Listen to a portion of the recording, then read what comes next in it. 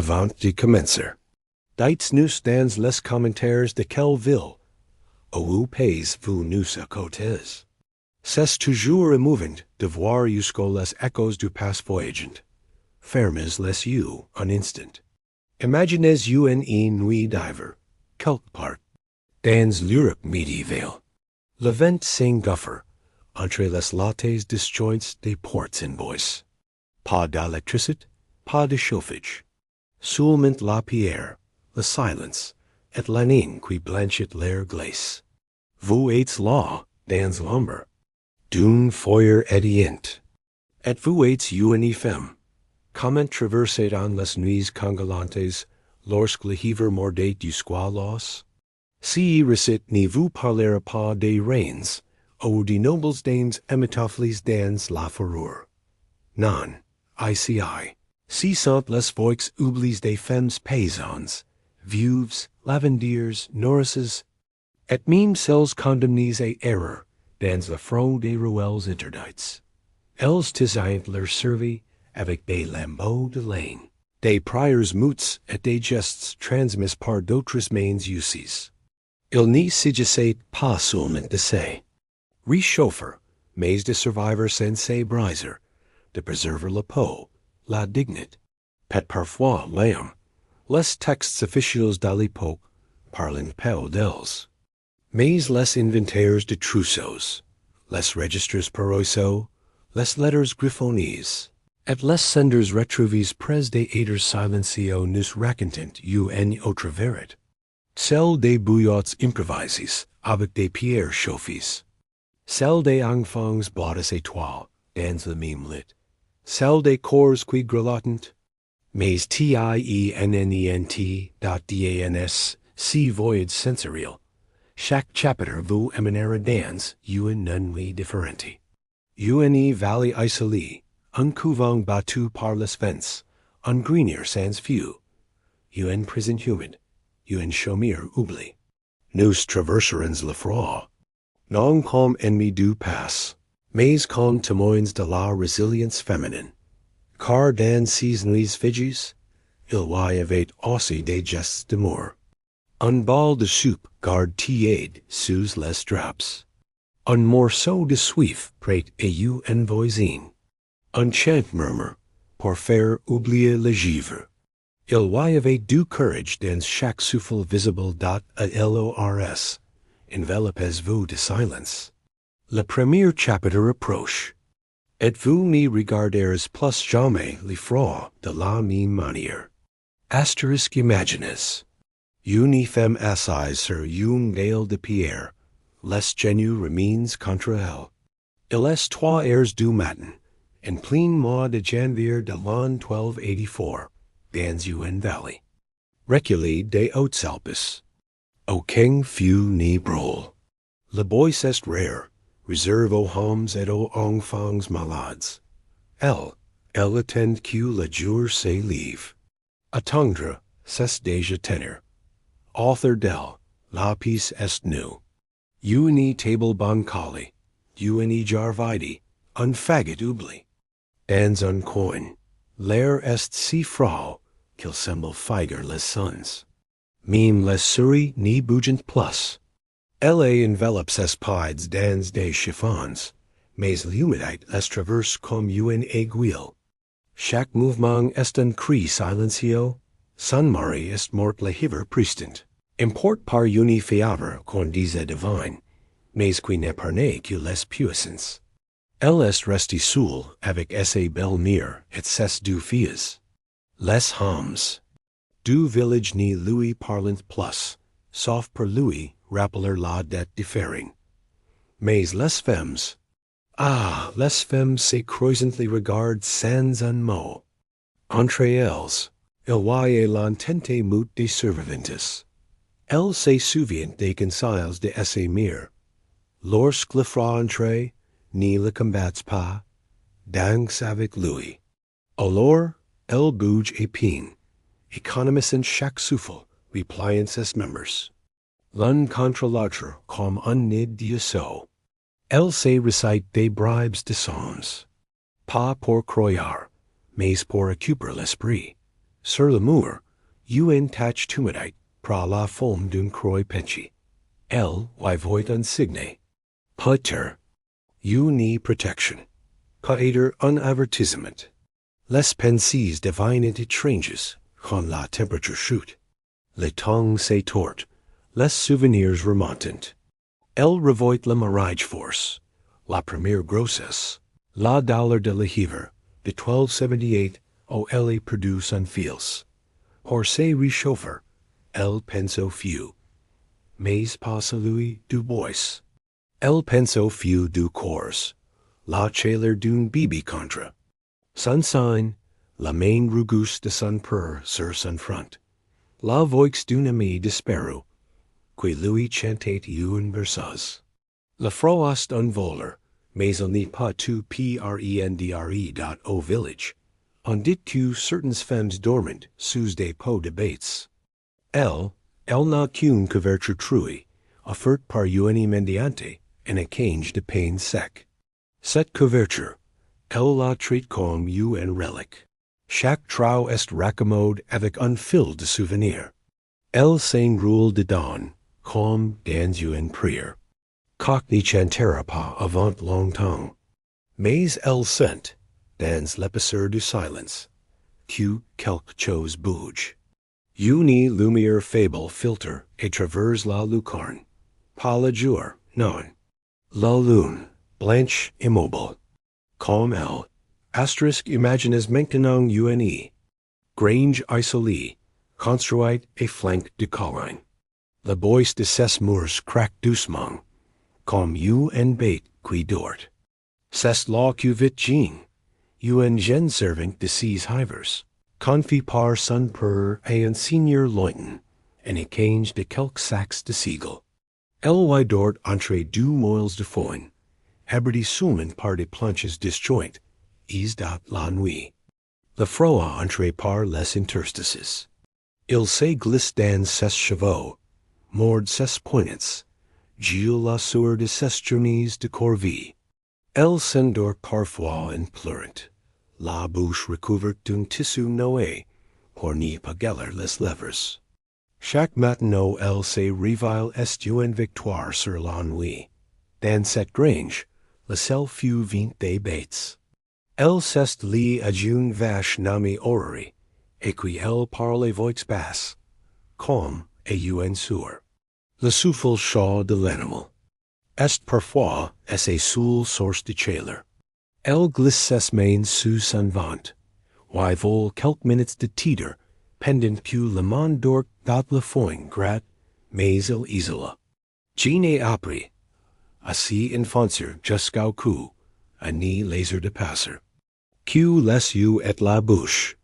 Parfois, elle rêve d'un lit, non pas un grand lit noble, mais une simple palliasse, avec une couverture, qui n'y sent pas la moisissure. Mais rêver, I sigh, c'est souffre. Alors elle se concentre sur le réel. Elle compte les jours jusqu'à la Saint Barnab, la Fêteau, dit-on, le soleil gagne contre l'ennui. Elle a entendu Thella d'une vieille lavanderie, un soir de marche. Depuis, cette date est sans repère. Si j'atteins Barnab, murmure-t-elle, j'y reverrai les fleurs.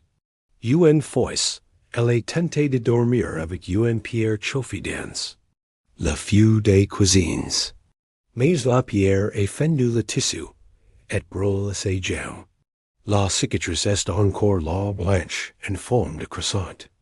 Elle l'a touché parfois, comme pour se rappeler qu'elle a voulu tromper le hiver, et que le hiver n'aime pas qu'on le défie. Elle pense à ses murs, mortain couches un soir de gel, enveloppés de chiffons et de solitude. Jean n'y pleure pas souvent, mais les larmes viennent parfois. Silences, sallies, réchauffant ses jaws un instant avant de galer sur sap et dat pourtant.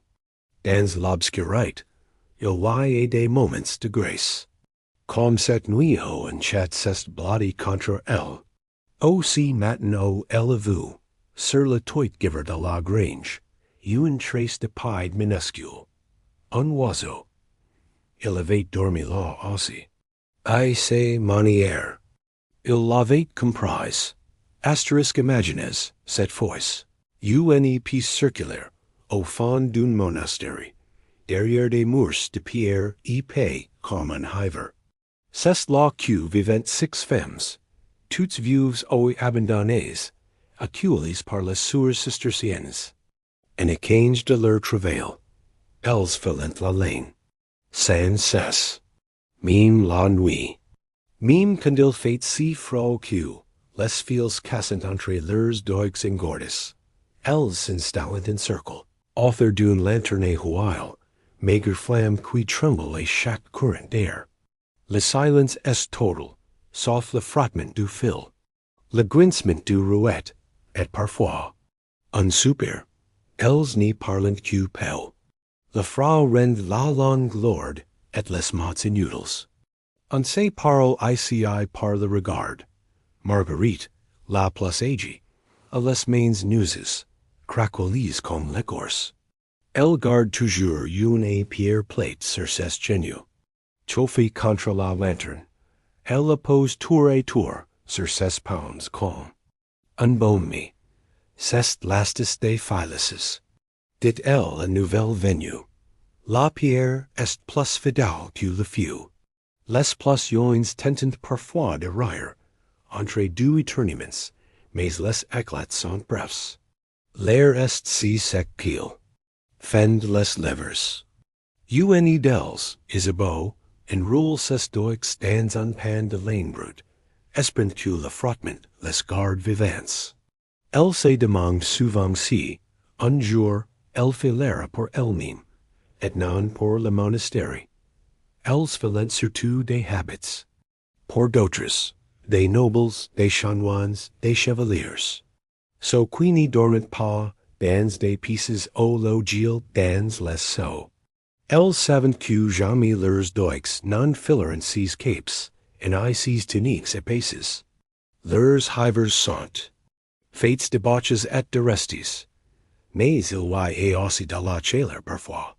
Quand Marguerite commence un vieux chant en latin, que les autres reconnaissent, elles le fredonnent ensemble, en boucle, pour garder le rythme, et oublier que leurs orteils sont déjà presque bleus. C'est une chaleur d'âme, plus durable que le feu. Parfois, l'une d'elles ferme les yeux et imagine un vain shawl, une robe doublée de fourrure, une main dans une autre, au coin d'un feu de cheminée. Puis elle rouvre les yeux. La laine glisse de ses genoux. Les doigts sont engordis, mais le fil est encore là. On reprend. On continue dot et chaque matin, quand le soleil perce et peint les vitraux. Elles rangent les routes, déposent les pilotes, et soufflent sur leurs mains comme pour ranimer un espoir. Puis elles print. Non pour la chaleur, mais pour que l'on tonne encore une nuit. Imaginez une cellule basse, humide, creusée dans la roche. Une prison pour femmes, dans un bourg oubli de Bourgogne. Elles sont trois et, why dormir sur la pelle pourrie, les chevaux enchaînés. Le souffle court et cause du froid, et de la moisissure. Les murs suintent, la pierre dégouline comme une peau malade. Parmi elles, il y a Alex, condamné pour avoir vol du pain pendant le hiver dernier. Mais si que les juges n'y descendent pas, c'est qu'elle a price pour son enfant. L'enfant est mort depuis, faute de lait et de feu. Elle n'y le plaire plus. Le froid fige ses larmes dans les plis de ses jaws. Les gardes n'y donnent qu'un bol d'eau et un morceau de pain sec par jour. Les femmes dorment serrées, dos contre dos. Vent contre vent. Si n'est pas de l'affection. C'est de la survie. Une chaleur humaine, rudimentaire, précieuse comme le feu qu'on leur refuse dat. Les nuits sont longues, très longues. Le froid n'y les quitte jamais. Même lorsqu'elles dorment, El ramp contre leur peau, entre dans les oreilles, les narines. Jusque dans les os, els ni ravent plus. Le gel les magent dans une veille sans fin. Un entre du au le temps est suspendu. Alex parfois, grat l'amour de ses ongles, non pour ses vader, mais pour s'y occuper. Elle trace des croix des circles des initiales, et chaque trait qu'elle imagine un rayon de soleil, une couverture, un feu de bois. Della suffit pour n'y pas hurler. Just assez. Une des femmes, Hugh Guet, racontiez voix basse l'histoire d'une sainte brolie vive. Et dit tu sais tate miette, Hugh mourir de froid. Les autres hoquent la tête. Le feu, mean cruel, leur semble plus dying que si fra rampant. Cette lente agonie qui n'y dit pas son nom, elles en trouvent un stratagème. Uriner sur les pierres avant de s'y asseoir. La chaleur tient quelques minutes. Puis tout redevient glacial. C'est honteux, humiliant, mais efficace. Dans ces ténèbres, mean l'humain le plus élémentaire devient une arme contre le hiver. Un matin, Alex aperçoit par la fente haute.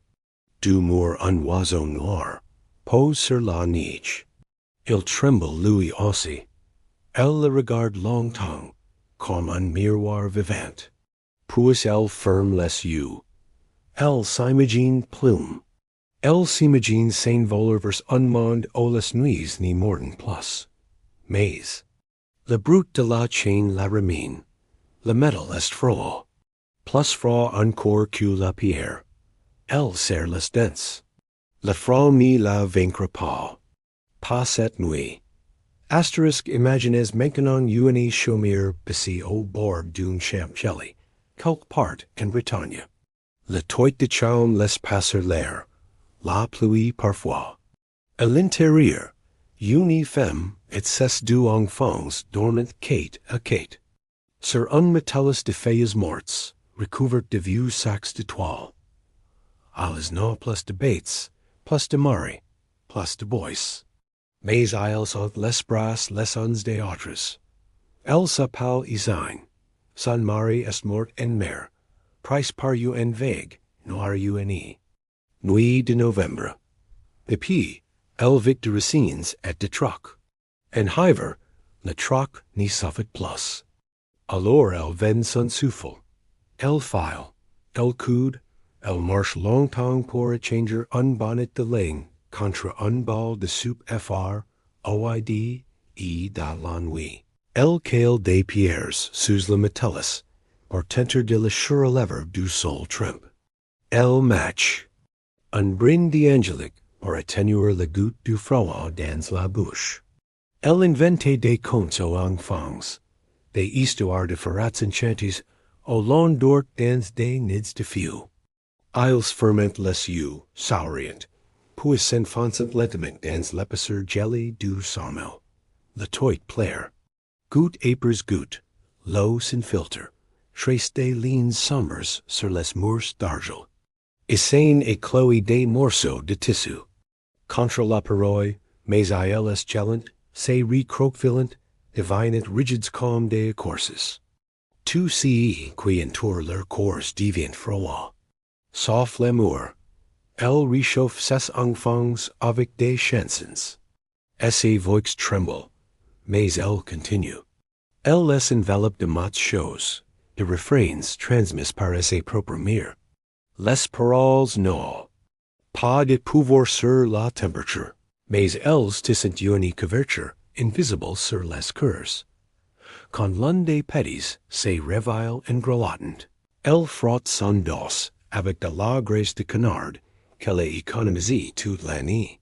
C'est une technique ancienne. L'odeur est forte, mais la peau se souple et résiste mieux au froid. Elle en garde un peu pour elle, just assez pour les poignets et les pieds. Chaque matin, elle ouvre la porte avec lenteur, comme si les Frau allait lui sauter et la gorge. Elle regarde le ciel, le champ blanc, les pas jellies d'une belette dans la neige. Le silence est immense. Mais si silence, elle le connaît. Il est l'allée des femmes qui savent attendre. Elle ferme les. You. Se rappelle avant chaud de ses mire, les draps de lin d'autrefois, les rires author du few. Si n'était pas le luxe, mais c'était l'abri. Elle se jure que ses enfants connaîtront, un jour, un hiver doux. Pas si genre diver law. Pas cette morsure SILENCIEUSE dot, et un attendant, elle recoude, elle chante, elle frotte, elle veille. Parce que parfois, dans les hivers les plus durs, c'est une mire qui fait office de feu. Asterisk imagines un couvent perche sur une falaise, au bord de la mer du Nord. Les vents y hurlant comme des bêtes affamées, frappant les vitraux, et les portes faisant shimmer les powders. C'est là que vivent une trentaine de soeurs, vous au silence, au géant, et au froid. Elles marchent pides news, insigne tumulite. Mine le hiver, sur Eleonore, now que vingtans. Venu de Flandre, elle fouet un mirage force. Elle pensait trouver ici la paix. Elle y trouve la pierre, la prière, et le givre. Chaque matin, elle lève les dalles de la chapelle avec un seau d'eau glacée, puis s'éganouit pour. Prière, les genoux sur le sol dur, le souffle court, le silence est leur loi. Mais parfois, dans la nuit, on entend des respirations saccadives, des gémissements étouffés, des corps qui tremblent sous des couvertures trop fines. Les cellules n'en ai few, n'en ai bougie. La lumière est réservée et la haute. Les corps, oh, doivent se mortifier. Eleonore s'enroule les pides dans de la toile de jute folie, et la banderie. Elle prie de lui pardonner si volume. Mais elle sait qu'il va mieux si péchu de perdre ses orteils. Elle frotte ses mains avec des braises étiens pour en garder l'illusion de chaleur. Un sur plus agi lui a montré un secret, en for des noyaux de cerise dans un sachet de lin. Le glisser sous la robe, et le garder près du ventre. Thella réchauffe le centre du corps, mais si les doigts restent bleus. Ces gestes sont transmis comme des prières secrètes, entre les femmes, loin des règles officielles. Parfois, Eleonore rêve de feu. Pas du feu de l'enfer, dont on la menace tant, mais d'un feu simple, celui d'un foyer, d'une marmite qui fume, d'un chat roule sur une natte. Elle se sent coupable de ses pensées, mais elles la tiennent debout.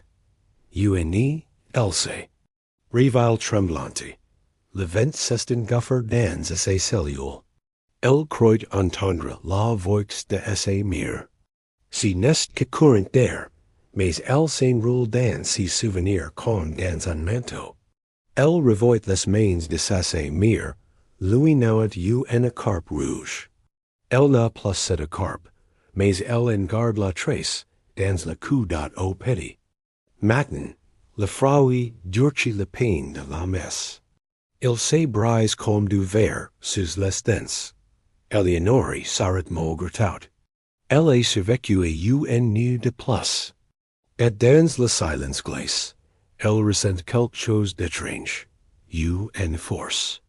Pas divine, humaine, profonde, tenace, parce que celles qui survivent au froid ont déjà vaincu la moitié du monde. Asterisk imagines une rivière gelée à moitié, courant, au pied d'un village normand. Il est tit turstit, le ciel n'a pas encore rougi. Une brune blanche se lève de l'eau comme un souffle fatigue.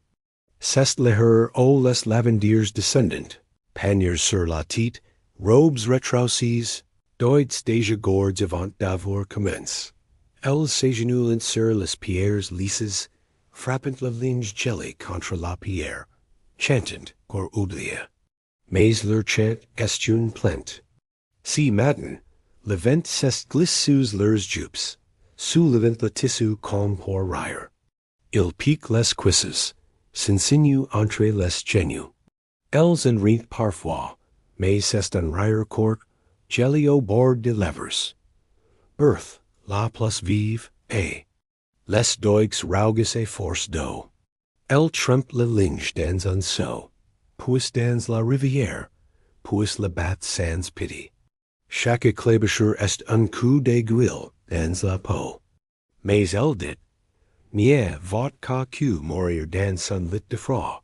Travailler, c'est bauger. Bauger, c'est résister. Les plus joins ont les yeux pleins de larmes, mais si n'y sont pas de pleurs. C'est le vent. Il gratte leurs visages. Fouette leurs joues.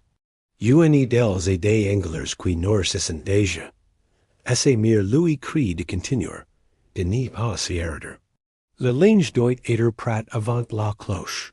Certains mettent du suif de porc sur leurs jambes avant de sortir. Fella. Forme une pellicule de protection. L'odeur est forte, mais le froid est plus fort encore. D'autres s'énuent des torchons author des mallets. Les linges sales leur sert aussi qu'à barrer le froid. Elles parlent peu. Le brut de l'eau, min Fiji, est plus fort que les mots. Mais entre deux gestes, on s'échange des regards. Un clin d'œil, un froncement de sourcil. Un langage du froid, du travail, de la femme de bout. Quand le linge commence à geller entre les doigts, elles le battent plus fort. C'est la règle. Tant que le bras bouge, le corps tient. C'est la rivière qui leur enseigne cela. Elle semble paisible, mais elle Tuesday vite si l'on glisse. Un lavanderi morde de froid dans l'eau, on en parle bus, mais on s'en souvient longtemps. Et la fin de la matinée, elles remontent la pente, dos curbes, doix raids, jupes alourdis par l'humidité chilly. Elles sentent la sueur et le givre, et pourtant, malgré tout, elles voient dans leurs pas une noblesse rude. Elles n'ont pas chaud, mais elles ont tea, and you daudet dans les straps qu'elles portent, qu'ils voient à la trace invisible de leur courage. Imaginez une cabane isolée au bord d'une boisse, battue par le vent du nord. C'est là que vit Mina, une vieille sage femme que l'on appelle quand les douleurs de l'enfantement surgissent, même au cœur de nuits, les plus glaces. Elle n'y refuse jamais. Le froid n'y choisit pas son air, et la vie non plus d'être nuilo, on frappe à ses portes en hurlant. Une jeune femme sen, trop tit, trop vite. Mina enfile à ses cape rapici, fort dans son panier en pot d'herbes, un linge propre, et des pierres déjà chauffées dans la cendre. Elle connaît chaque raccourci dans les collines, min jellies. Elle marche vite, les bras raidis par la nuit. Le vent lui mord le visage, traverse les coutures de ses manches. Elle serre les dents. Une naissance en hiver, dit-on, est un combat entre deux forces, celle qui veut entrer dans le monde, et celle qui veut vous en chasser. Si Sawyer, Mina vient devoir valer deux vies et la foice. En arrivant, elle trouve la mire allongée sur dit. La pale, le feu est presque mort. Elle jette ses pierres chaudes sous les draps, frotte les bras de la parturiente avec de l'alcool d'angélique, et commence les prières. Non celles de l'église, mais celles du vent, celles que les femmes se transmettent en secret ses mains sans raids. Elle est plongée dans de l'eau tiède, au coteau chauffe. C'est peu, mais elle suffit à rivaler les gestes. Elle murmure à la jeune fille, tiens bon, j'y suis là. Le froid n'aura pas ton enfant.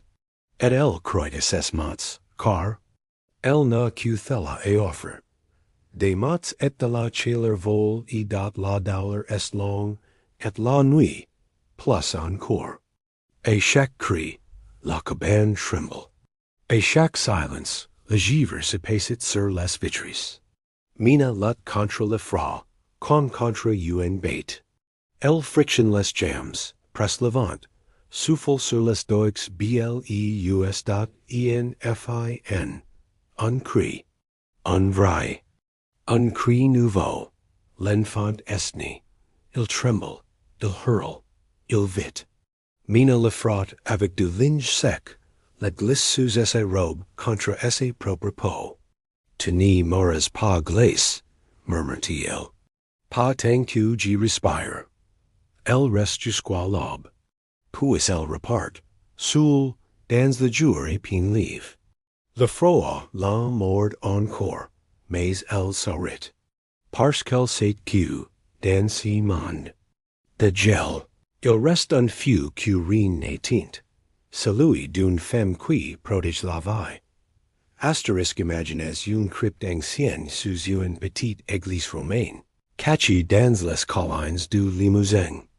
Un non y descend que rarement, mais certaines femmes, lorsque les hivers sont trop durs, s'y réfugient in secret.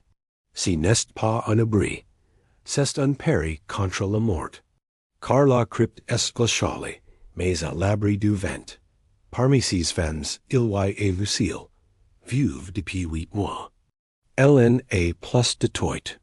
Es maison abrol in novembre, et depuis, elle est. Les granges sont fermées, les portes closes. Alors elle a appris ses faire invisible. La crypte devient assez tenière. L'odeur des pierres est acre, humide, presque. Animal. Les morts sont couverts de mousse sombre. Mais Lucille s'y allonge chaque nuit, surround lit de draps vols et la sacristie. Author d'elle, des tombes de femmes anciennes, oublies, doubtless noms en et mages par le sel et le tongue. Lucille leur parle parfois. Elle imagine qu'elle le goutent, qu'elle la réchauffant. Elle murmure, si vous avez survécu. O hommes, o dollars, o siècles, et desma juste passer cette nuit. Et le silence, immense, lui répond parfois par un courant d'air plus doux. Elle a cousu un manteau et petit de vêtements trouves dans la bénie des morts. Une manche de velours, une doubler de lin, une capuche de bure. C'est laid, deforme. Mais c'est chaud. Elle appelle ce manteau la promesse. Promesse de survivor. Promesse de revenir au printemps.chaq isor. Elle pose des cailloux plats sur ses reins. Qu'elle garde dans ses chemises pendantes la journée, pour qu'il absorbent peu de chaleur solaire. C'est peu, mais elle a suffered et lui éviter la paralysie. Car elle a connu, une nuit, le corps fige, plus de doigts, plus de souffle. Elle a mis des airs à revenir. Dans la crypte, le temps n'y passe pas. Il se passe. Chaque minute est un mur. Elle compte les gouttes qui tombent du plafond. Elle invente des berceuses muttes. Elle masse ses pieds en les imaginant plonges. Dans une tiède, quelque part dans un souvenir d'enfance. Un matin, elle se réveille en pleurant. Mais si sont des larmes chaudes. Elle comprend alors qu'elle vit encore. Que le froid, cette fois, n'y l'a pas emporté. Elle se lève, redresse le col de son manteau de morts, et remonte l'escalier de pierre. Les jambes fléchissent, mais la tête haute dot, et lorsqu'elle sort dans le vent coupant, elle se dit que peut-être, l'audace, une femme morte lui apprête. C'est chaleur. Juste pour cette nuit. Asterisk imagines la grande place d'une bourg médiévale, un matin de marche en plein hiver. Le ciel est gris, la boue gèle sous les sabots. Les femmes marchent en feet, capuches serrées, mains enfoncées dans les plis. Des robes. Levent fouet les edels, soulève les coins des toiles. Parmi elles, une silhouette furtive. Colombie n'a pas de maison. Elle dort dans les ruines d'une ancienne forge, avec son fils de 6 ans. Elle servait grâce à si qu'elle. Pas grappler, au dériber. Si matin, elle repère une bale de laine sur un banc, oublie quelques instants. Elle a glissé dans son manteau, le corps battant, sans un mot. Cette laine n'est pas pour vendre. C'est pour réchauffer. Elle a serrera contre elle l'ennui, au l'enrôlera author du vent de son enfant. Peut-être te sera-t-il une bande, peut-être pas. Parfois, posséder une nature douce, suffit à ses centres encore humain. Les marchands crient, rient, tapent du pied pour se réchauffer. Colombie, elle, se faufile comme un souffle d'ambre entre les panniers, les bottes, les animaux. Elle a appris à se fondre dans le décor. Son fils latin sous un porche, cache, derrière des tonneaux. Il a les jaws rouges, les mains bleues. Quand elle lui donne la laine, elle la serre contre lui comme une peluche. Il me demande rien. Il comprend. Dans ce monde, le froid enseigne toute la silence. Les enfants pauvres n'y pleurent pas. Ils los grelottent avec dignité. Colombie gratte un peu de suif sur une torche éteinte, le glisse dans une botte de bois. C.E.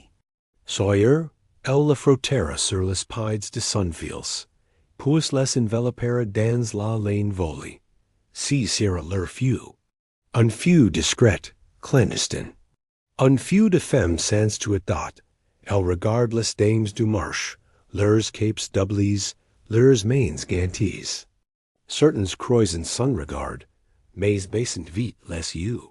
La misère est une gain que l'on préfère éviter. Pourtant, Colombie les observe sans haine. Elle sait que le froid rend égoïste et dat au couture du soleil. Elle retourne à la forge. Allume quelques brindilles, chante basse. Elle n'y sait pas si la nuit sera tenable. Mais si Sawyer grâce à une pelote volée, son fils n'y dormira à nous. Il y aura un souffle tiède dans leur recoin de pierre dot et pour une mire. Si petit souffle vaut plus que tous les manteaux du monde. Asterisk, imaginez une vallée encaissée, couverte de givre, où les maisons semblent se tasser les unes contre les autres. Pour retenir la chaleur. Dans cette vallée, un petit hameau respire au rythme de l'hiver. Chaque maison fume lentement, comme si elle retenait son souffle.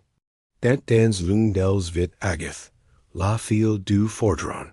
Agathe n'est un pauvre, un noble. Elle vit dans ce que l'on appelle une maison tiède, une pièce principale, une cheminée, quelques braises, des couvertures grossières. Mais elle sait que le froid n'y frappe pas toujours de l'extérieur.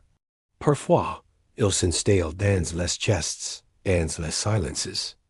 Depuis la mort de ses mères, plus rien n'y chauffe vraiment. Son père travaille de l'aube et la nuit. Il dort près du feu, le marteau encore dans la main. Agathe, elle, dort dans le lit du fond, contre le mur de pierre. Chaque soir, elle place. Une toile chauffée sous les draps, entourée de linge humide pour éviter les brûlures. C'est un savoir ancien, hérité des femmes. Elle a aussi appris une heure de braises dans la terre battue, sous son lit. Just quelques being recouverts, qui diffusent une chaleur lente et secrète. Cette méthode, transmise par une vieille tante, lui permet de dormir sans trembler. Mais elle n'y l'utilise pas chaque nuit. Le bois coûte cher. Agathe parle à voix basse dans le noir. Pas à quelqu'un. Juste pour n'y pas laisser le silence. Grandeur. Elle recite les recettes de ses mères, les noms des herbes divers, les proverbes sur la neige. Ces mots, elle les scene comme bas grains author d'elle, pour que quelque chose survive jusqu'au printemps. Parfois, elle rêve qu'elle est un feu. Pas une femme près du feu, mais le feu lui-même. Elle rêve qu'elle éclaire, qu'elle crépite, qu'elle réchauffe. Puis elle se réveille dans le froid, le souffle blanc, la bouche sèche. Mais l'image du feu reste en elle, comme un élan. Un soir, elle entend un brut et la fenêtre. C'est une mendiante, grelotante, pides, nous dans la neige. Agathe n'hésite pas. Elle installe près du feu, lui tend une soupe, partages et toul chaude. Son père rail un peu, mais il n'y dit rien. Le froid, dit-il, fait parfois oublier qu'on est humain. Agathe, elle, s'en souvient. Si soir-là, elle sent une chaleur différente dans la maison. Pas celle des braises, mais celle du cœur. Et, lorsqu'elle retourne ses couches, elle garde près d'elle la main de la vieille femme. Une main fine, mais encore vivante. Ensemble, elles dorment. Ensemble, elles tiennent. Imaginez une clairière en aiguille, au bord d'une forêt dense. Une vieille femme s'y aventure, penchée sur son bâton, les pieds engordis, mais de regard vif. Elle s'appelle Ambeline. On dit qu'elle parle aux plantes, qu'elle connaît les secrets du froid. Cumine le hiver s'incline un peu sur son passage. Dans ses huttes, fait de branches tresses et de torches, pas de cheminée. Just un trou dans le toit et un feu discret, entour de pierres. Ambeline vit seule, mais elle n'a jamais froid longtemps. Car elle connaît les herbes qui réchauffent de l'intérieur. L'ortie blanche, l'angélique, la marjolaine. Sèche. Elle les cueille, les sèche, les redoute en bouillie. Chaque soir, elle prépare une infusion amère, épaisse, qu'elle boit lentement. Les mains précises sur le bol chaud. Si n'est pas bon, mais elle fait battre le sang, ranime les membres, chasser le gel des articulations. C'est une chaleur discrète, profonde, comme une braise qu'on garde au creux du ventre. Des femmes viennent parfois jusqu'à elle. Elles marchent des airs dans la neige pour chercher ses conseils. Elles arrivent grelottantes, épuisées, et repartent avec un petit sachet d'herbes, un onguent, une recette murmurie à l'oreille. Ambeline n'y demande jamais d'argent. Just qu'on n'oublie pas. Elle frotte son propre dos avec une pâté de serpelette et de graisse de chèvre. Une technique apprise dans son enfance, auprès d'une guérisseuse aveugle.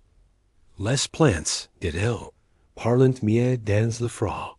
Elles savent si, qu'est la morsure de l'ennui. Elles enseignent sans punir. Quand le vent est trop fort, elles se recroquevillent sur un tapis de feuilles sèches. Elles se couvrent d'une couverture tissée par ses ailes. Au chaque motif raconte une histoire. Elle pose une pierre chauffée contre son ventre. Puis ferme les yeux et écoute. Le craquement du bois, le souper des morses. Elle rêve parfois d'un feu immense, d'une chaleur qui engloberait toutes les femmes jolies du monde. Une cabane pleine de rires, de peaux tendres, de perfumes d'anis et de thyme. Mais elle sait que la vraie chaleur n'y se partage pas en promesse. Elle se donne, un geste après l'autre. Un soir, une enfant arrive, pieds nus, la peau bleue. Ambeline n'y dit rien. Elle la couvre, lui masse les jambes, lui tend une coilerie. Puis elle chuckled. Le froid n'est pas ton ennemi. Il est juste une question. Nous devons lui répondre doucement. Et cette nuit-là, dans la clairière, Il semble que le givre recule un peu. Asterisk imagines un dortoir de fortune, au fond d'un ancien moulin, we converti in hospice. Un vingtaine de femmes y dormant, certains incens, d'autres malades, d'autres simplement oublies. Les murs suintent tumidite, la plancher est fendue, et le froid s'élève du sol, comme un spectre invisible. Ici, chaque souffle est un combat. Parmi elles, Vivienne, elle porte son huitième enfant. Les prestants sont morts, presque tous, de fièvre, de faim, ou de froid. Celui-ci, elle vit le garder vivant. Alors elle dort sur le dos. Les genoux plies, la couverture replie, en triangle sur son ventre, comme un taunt fragile. Elle parle à l'enfant en secret. Elle lui dit, tiens bon. N'y pars pas encore. Les matrones del hospice consilent. De boyer shaw, de marcher un peu chaque soir, pour activer le sang. Mais la tisane est rare, le feu minuscule. Alors les femmes s'installent par deux, par trois, parfois même et cinq dans le même lit. Leurs corps s'imbriquent, leur souffle se mêle. Si n'est pas de l'amour. C'est un pacte silencieux contre la glace. Les femmes enceintes ressentent. Le froid plus profondément. Dans les reins, dans la poitrine, jusque dans les os du bassin. Elles le décrivent comme une lame lente polie, quand leur glisse sous la peau. Et pourtant, elles n'y craignent pas. Elles économisent chaque mot, chaque mouvement, comme on ration la peine. Vivienne est cousue une ceinture de tissu, remplie de cendres tièdes. Une technique qu'une vieille femme lui a transmise, entre deux contractions. Elle la porte chaque nuit, serrée author du ventre. Esprit que cette chaleur fugace atteindra aussi son enfant. Elle se dit que chaque petit degré sauve est. Une heure de plus dans le ventre du monde. Le travail, si fait partie du décor. Il coule dans les interstices, dans les voix, même dans les prières. Les sars, about the boys, distribuent des galettes d'ors et des bénédictions. Mais Vivienne n'attend rien du ciel. Elle fait confiance à la force des femmes author d'elle, celles qui frottent les pieds, celles qui chantent à l'aube, celles qui restent quand tout le monde part. Une nuit, une des femmes du dortoir ne se réveille pas. Son enfant, ni trottit, est fra lui aussi. Vivienne n'y plaire pas. Elle prend le drap de la morte, le découpe en bande, et le place sous ses robes. C'est dur, cruel peut-être, mais nécessaire. Dans ce monde, le duel est parfois un manteau prêt. Lorsqu'elle sent son propre enfant bauger sous son ventre noué, elle murmure, Tu vas, petit? Nous avons vol un peu de chaleur et la mort. Pour toi. Asterisk imagines une ruelle étroite, pavée de givre, que le soleil n'atteint jamais. Au fond, derrière une porte de bois marquée d'un symbole effacé, s'est trouvée une maison de plaisir. Les hommes y viennent chercher la chaleur du corps, mais les femmes qui y vivent connaissent surtout celle des fiaves, du vangbus et des nuits sans fin. Elles n'y sont pas amies. Elles sont utilises. Et oublie acute, is.parmils. Elle avec 4 hivers et autant de silences en elle. Si soir encore, elle frotte ses jambes avec du vinaigre et du laurier pour éviter les anglers. Pas pour séduire, mais pour survivre. Le feu dans cette maison est réservé au salon des hommes. Les chambres elles, restent glaciales. Les femmes, y dorment et deux, parfois trois, serrées sous des couvertures trouées, aux odeurs malies. Moret cache sous la palliasse un petit pot de braises qu'elle revive chaque nuit avec, and fill the lane vol. Cest interdit. Le feu, Isai, est un privilege masculin. Mais elle sait tu son vent, ni tendre pas encore unheimer sans set chailer. Alors elle le nourrit en secret, comme un animal bless. Elle pense parfois et se vaille devant. Et là, cabane de son père, au pain chaud, au brute du rousseau jelly. Puis elle chasse ses images. Elles font plus mal que le froid. Dans ce monde, les souvenirs sont comme des fenêtres ouvertes. À elles laissent entre le vent. Les autres filles se prodigent à leur manière. L'une dort avec un chien trouve dans la rue. L'autre s'induit la dose de graisse de poison. Un troisième n'y dort plus du tout. Elle marche en rang dans la pièce, pour que le froid n'y la rattrape pas. Chacun cherche une manière de tromper le hiver. Les clientes n'y voient rien. Elles sentent la chaleur de la chair, pas celle de l'âme. Elles ignorent les doigts bleus, les lèvres fendues, les tout qui s'étranglent dans les draps. Pour eux, ces femmes sont vivantes. Mais Maret sait que beaucoup sont de moitié jellies de l'intérieur. Une nuit, elle glisse son petit bras sous celui d'une nouvelle fille, plus jeune, venue du sud. Les jeunes tremblent sans fin. Maret la serre, pose ses mains sur son dos. Elle n'y parle pas. Elle donne juste un peu de cette chaleur qu'elle vole au feu intergit. Une flamme d'humaine, rien de plus dot et si soy là, dans si lit pauvre, il n'y a pas d'amour. Mais il y mieux. Il y a une alliance. Deux femmes contre le froid. Deux souffles qui descendent, nous n'y céderons pas. Asterisk imaginez une chambre. Nuptial dans un manoir de pierre, quelque part en Auvergne. La chambre est vaste, ornée d'un lit à baldaquin, d'un coffre de noir, d'un tapis venu de Flandres. Mais rien de fella ni prodige du froid. Les murs sont glacés, les vitres tremblent, et les straps, si sawyer, sont durs comme du cuir mouillé. C'est la première nuit des allées. Marie et Quinzans, Dany et un homme quelque négé. Pin, elle découvre que le lit conjugal peut être aussi froid que le sol d'une église. Son mari, repos de vang d'orgueil, ranful déjà de l'autre quitte du lit. Elle reste droite, recroqueville dans ses chemises blanches, les dents serrées, le ventre noué. Elle n'ose pas bouger. Le feu est mort. Personne n'est là. Revive. Les servants ont quitté la pièce en riant tout bas. Et Isalie est restée seule face au froid, au silence, et au poids de si lit trop grand. Elle glisse ses pieds sous les draps jellies, et ils ont cry. Pas haute voix known. Mais un cri intérieur. Aigu.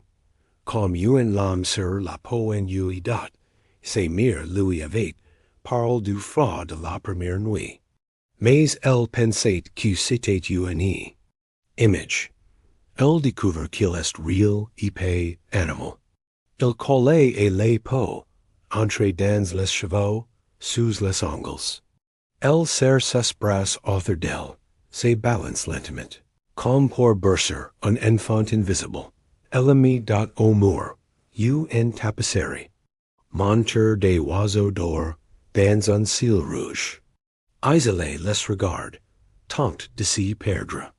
Elle imagine que ces oiseaux le prennent, l'enlevant, l'important loin, dans un pays sans givre. Mais le tissu est mute, et le froid, lui, n'y relègue jamais ses phrases. Alors elle pense si que les servants charcutent dans la cuisine, que certaines femmes, la nuit, frottent leur ventre et du vin chaud et du sel, que d'autres dorment avec des pierres, ou même avec des chats. Elle n'a rien de tout cela. Just un corps frêle et une volontachu. Elle glisse doucement une main sous ses nuque. L'autre entre sesquices, comme pour se rassembler. Elle murmure une prière ancienne, une qui n'est écrite nulle part. Pas pour Dieu, pour elle. You me supplique intérieur. Que cette nuit passe. Que demain vienne. Que le givre me glisse disses comme l'eau sur la plume. Det dans l'ombre, le froid ne disparaît pas, mais il recule. Un peu, parce qu'une fille si jeune, quand elle, serre les poings assez fort, devient un feu qu'on n'y voit pas. Imaginez une ferme isolée, et mi-chemin entre deux hameaux, dans une plaine blanche de givre. Pas un arbre en vue, seulement le vent qui siffle comme une lame tirée lentement du fourreau. Au centre de la cour, un putz. Author, trois femmes.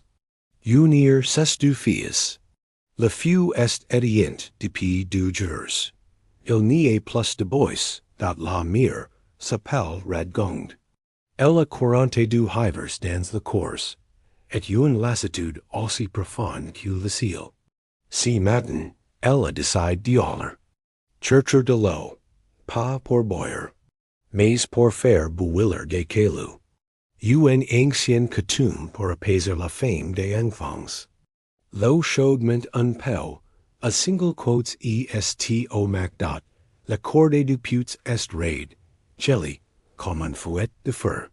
Les mains de Radgong s'y accrochent malgré les secours. Chaque mouvement a requis un filet de sang. Elle sent le froid du fond du putz comme un super de pierre. L'eau, l'obus, dort sous une cachet de glace fine. Elle doit la casser. Les deux filles attendantes, emmitouflées dans des capes trop courts. L'année frotte les bras de la cadette avec de la pailleté. C'est une chaleur primitive, fable, mais réelle. Elles chantent à mi-voix, un chant sans parole, just un souffle rythme pour ne pas geller complètement. Radgong remonte le saut, il tremble, l'eau clapote. Elle s'arrête malgré tout. L'eau est là. Et tant qu'elle peut encore se hisser.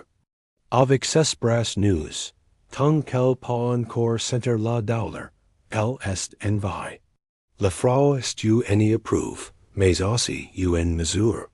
Si on souffre encore, c'est qu'on est encore capable de l'aider de retourner l'intérieur. Elle pose le seau près de la cheminée morte. Elle remplit une marmite de fur, jet quelques cailloux polis, et allume une mèche de lin avec les dernières étincelles de silex. Qu'ny faire pas de repas, mais thella réchauffera les mains. Et le corps, un peu, les filles entrent la marmite comme un trésor. Elles la regardent bouillir, en silence. Radgond leur raconte une histoire ancienne. Celle d'une femme qui, pendant la guerre, a survécu un mois avec seulement de l'eau chaude et une prière cousue dans ses jupes. Elles l'écartent comme une légende de date, et dans cette maison sans bois, sans feu, sans viande, une odeur mentée. Celle du fur, de la terre mouillée, et de la volante. C'est un parfum rude. Mais c'est celui des femmes qui refusent de disparaître. Dans le hiver, imaginez une grande église de village, dressée au centre d'une bourg, balayée par les vents. Elle semble imposante, protectrice. Mais à l'intérieur, le froid s'infiltre par les pierres, les colonnes, les fissures invisibles du temps. Et c'est là, dans un recoin ombrage derrière l'autel, que dort a line. Une jeune orpheline que personne n'y réclame. Elle s'est glissée là, un sawyer d'orage. Depuis, elle n'y bouge presque plus. Elle s'est couchée sur les dalles, entre les bancs, s'enroule dans un manteau vol au cimetière, abandonne sur une croix effondrée. Les tissus sentent le sel, la boue, et le silence. Mais il tient chaud. Les vitraux jettent des couleurs glacées sur le sol, comme des éclats divers figes dans l'hiver. Le matin, align les observe comment lit un carte.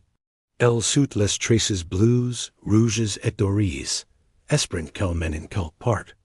O l'on ni grelet pas en respirant, le prater la vue, un foisse. Il ni la pas chassis. Il lui est just dit, reste invisible. Ni fait pas de brute. Ali obi. Elle vit comme uni amber, s'eclipsant avant les messes, dormant quand la nef est vide, s'éveillant au sun du vent dans les ogies. Se réchauffer. Elle grimpe parfois jusqu'au jube. Là où le vent circule moins. Là où elle a cybrider entre les draperies poussiéreuses.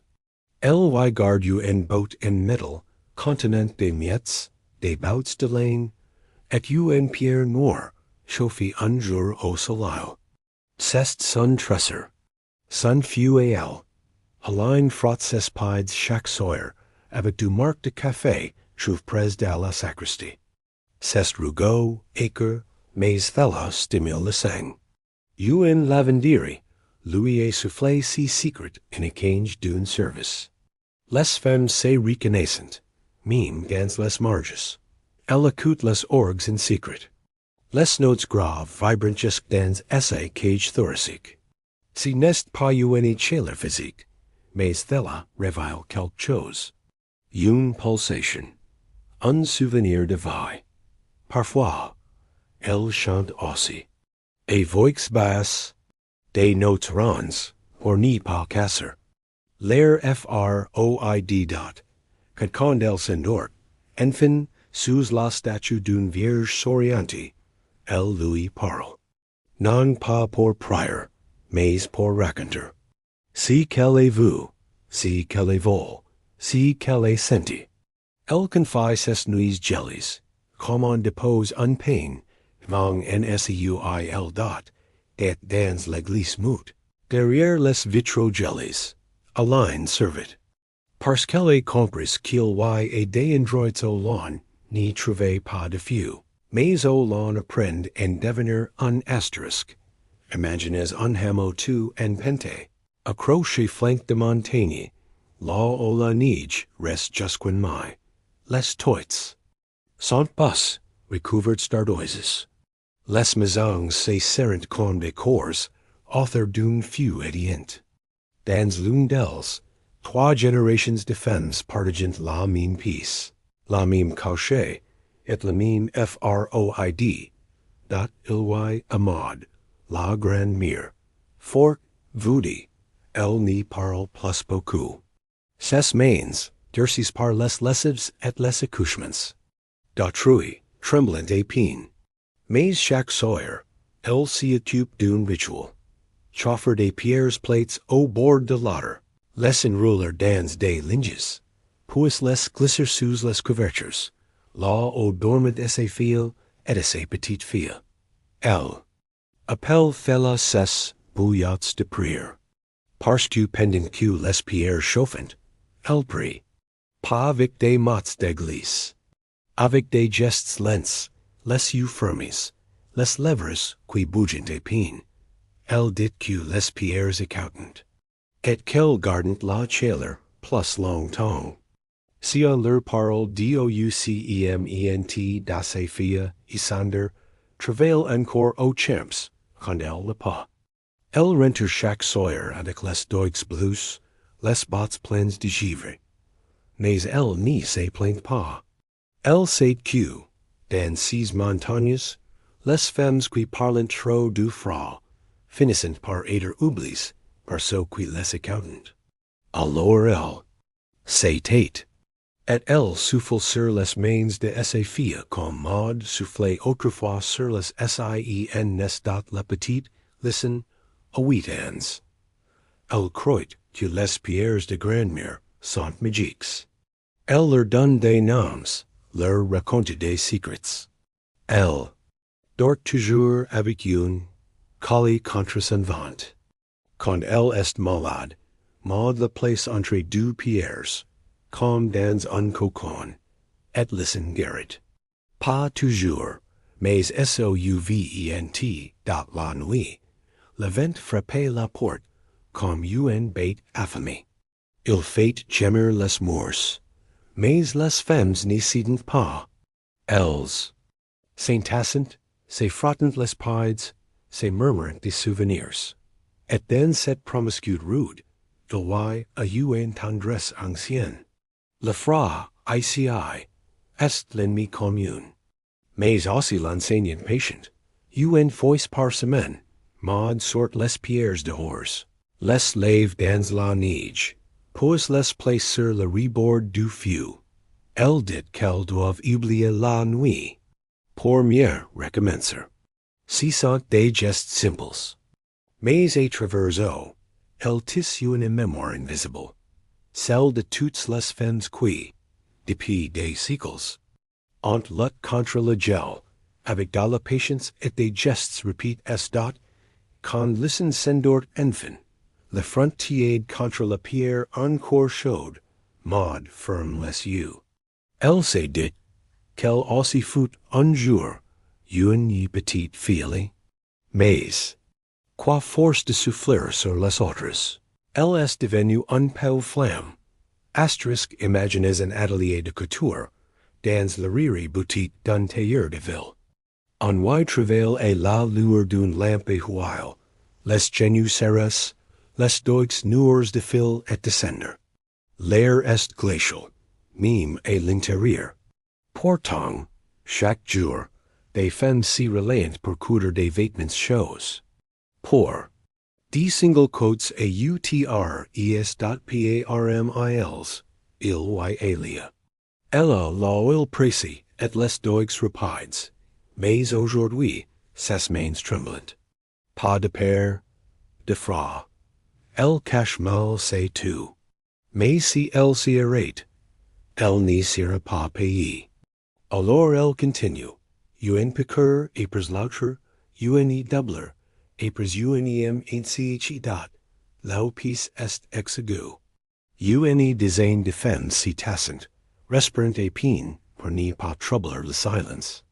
Elles causent des manteaux forts pour des margins, des capes pour des officiers, des capuchons pour des notables.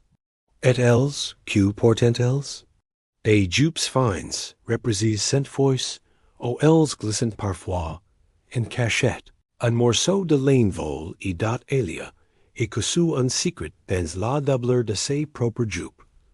Une petite bichette contenant du charbon de bois cresse, mélange et de la graisse durée. Une chaleur lente, presque imperceptible, mais qui lui sauve les reins pendant les longues heures assises. Elle l'appelle son feu cousu.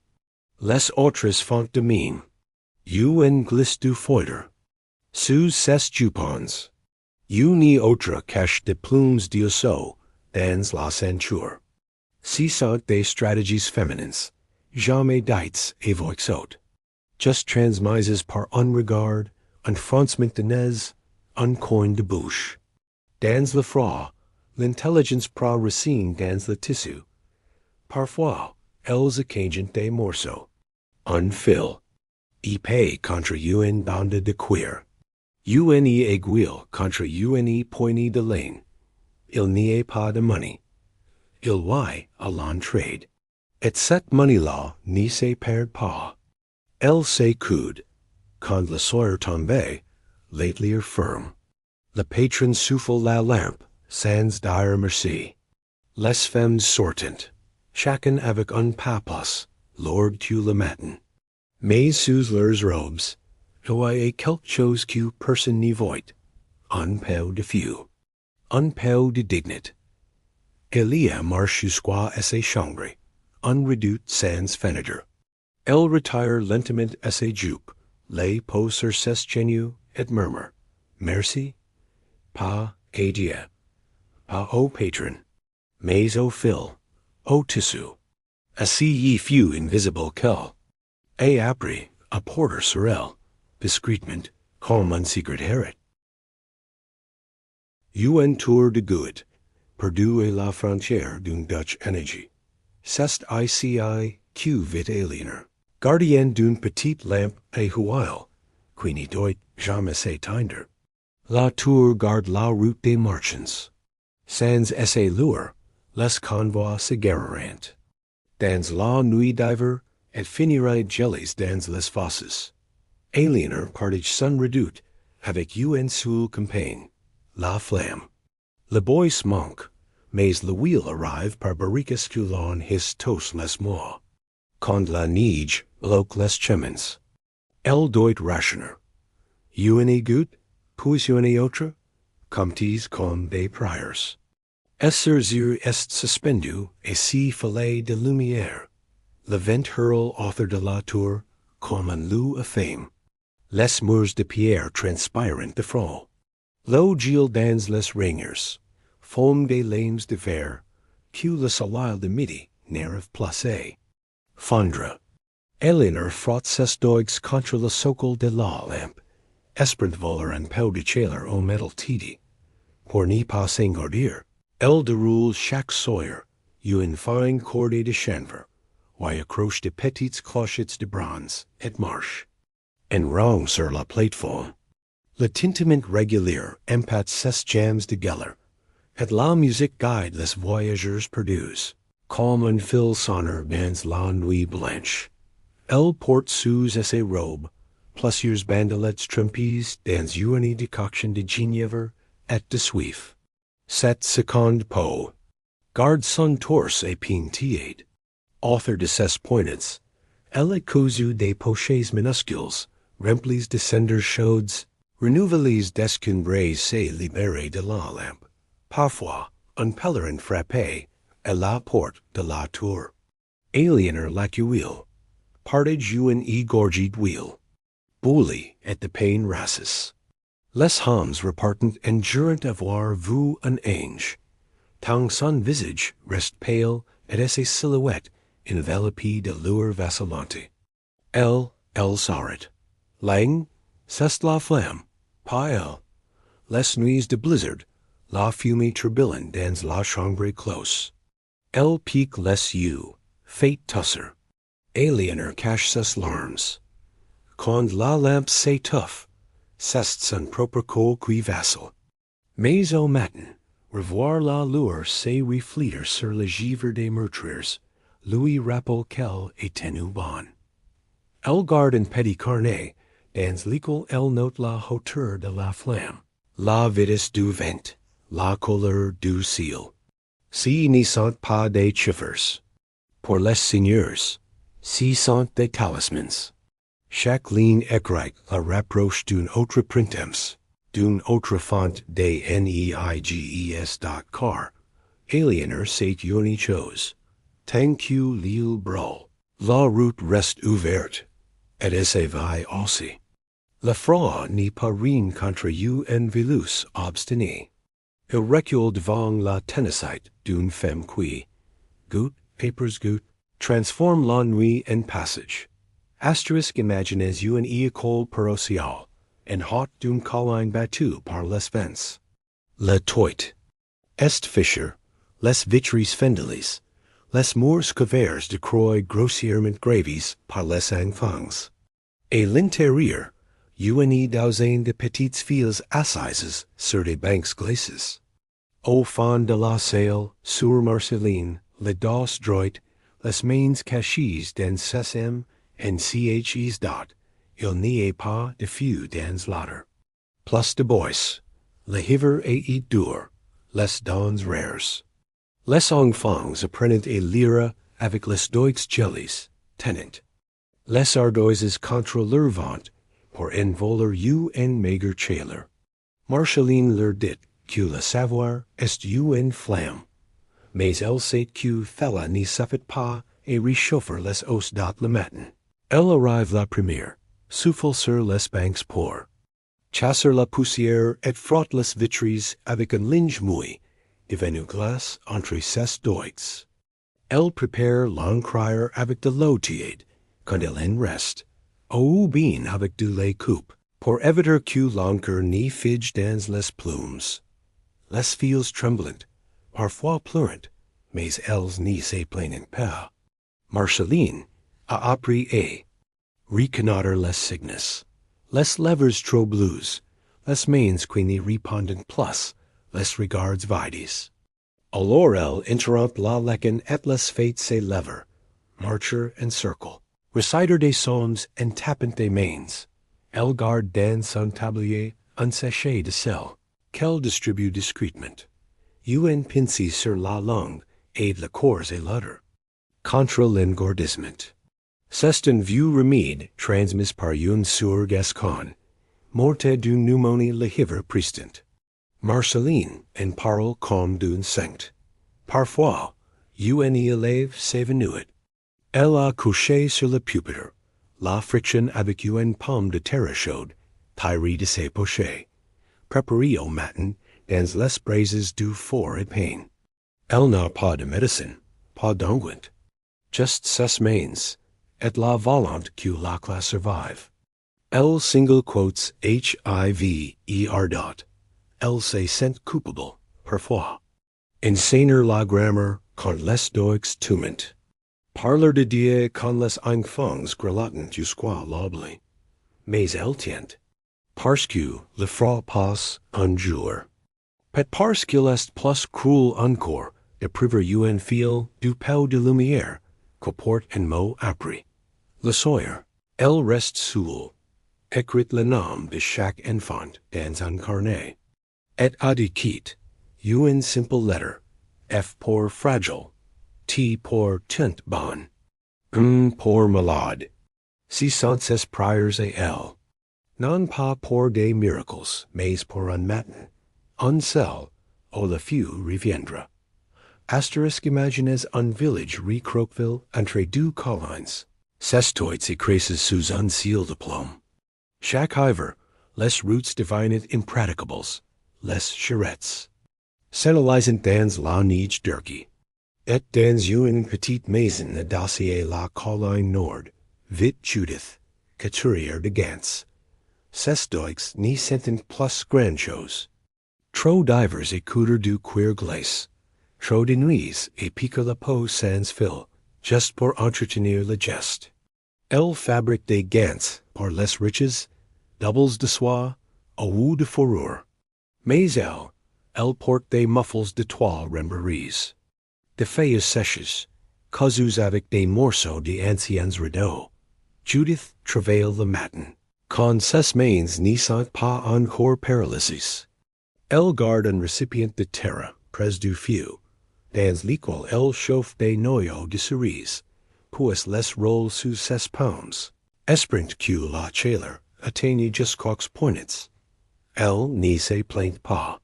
Elle coude in silence dot ses gants partant. Verse les villes, à la foire, aux marches, parfois jusqu'au château voisin. Personne n'y connaît son nom. Seul son point est célèbre, droit, solide, régulier. On dit même qu'il tient le vent.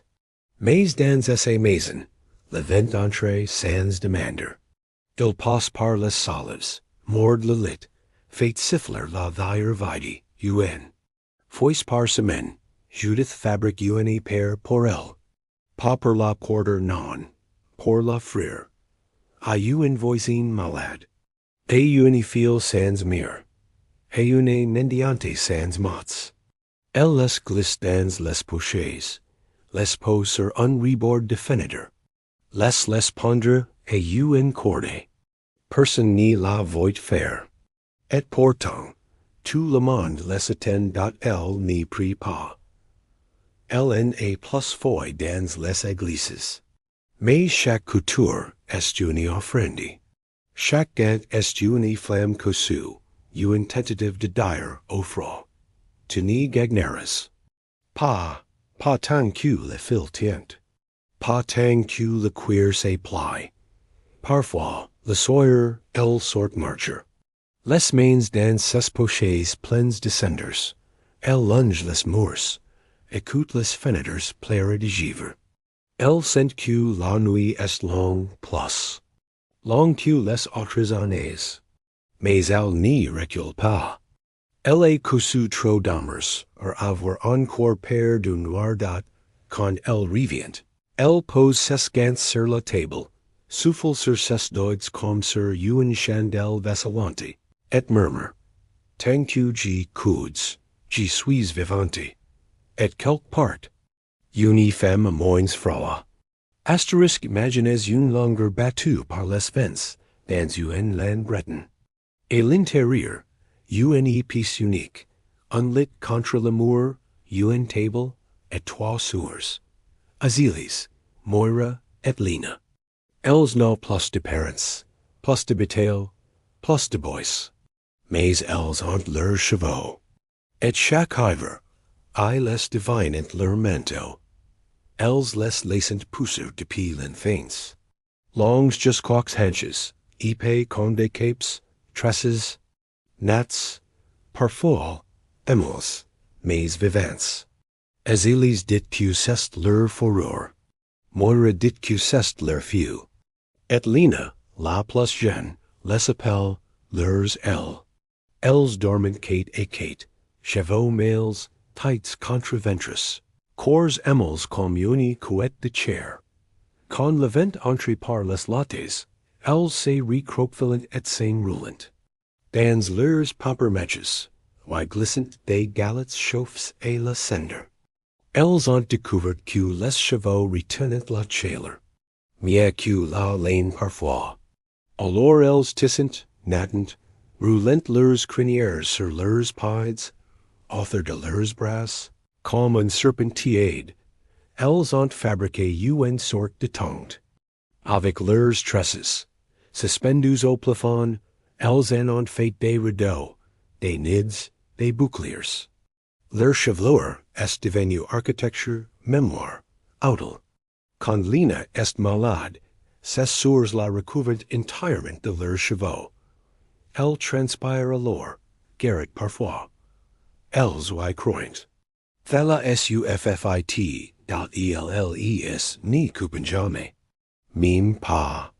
Les points, si serrate comme briser unpacked. Une fois, un homme et propose à Azilis de lui acheter ses chevaux pour en faire des perruques. Elle la regarde longtemps, puis affirme la porte. Les chevaux ici n'y sont pas à vendre. Si sont des racines et des flammes, les voisins disent qu'elles sont falses.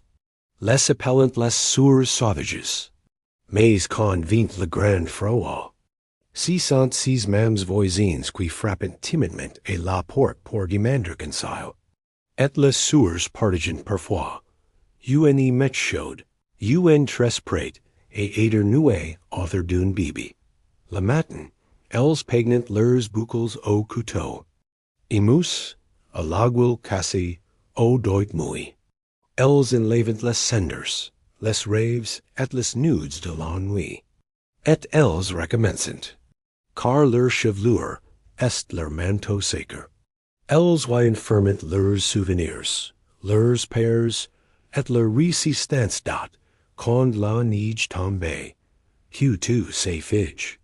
Dehors, elles se serrent, tête contre corps, mèche contre jaw, et soufflant entre elles une parole ancienne. Tant que nos chevaux touchent la peau, la glace n'a pas gagné.